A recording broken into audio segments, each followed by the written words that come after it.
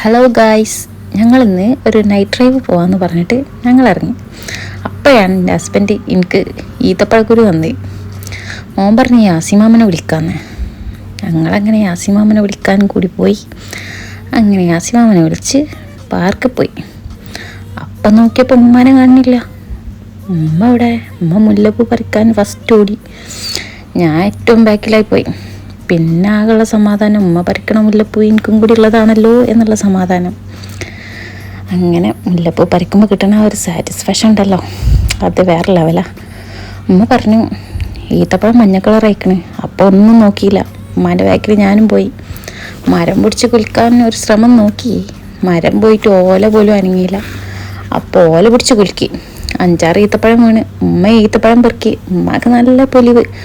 ഒന്നെടുത്ത് കഴിച്ച് നോക്കിയപ്പോൾ ചെറിയ മധുരം, ചവർപ്പും കയ്പും ഒക്കെ കൂടി. അങ്ങനെ ഞങ്ങൾ പാർക്കിൽ നിന്ന് വിട്ട് കാറ് കയറാൻ പോയപ്പം ഡ്രൈവർ പുറത്ത്, എല്ലാവരും കയറി.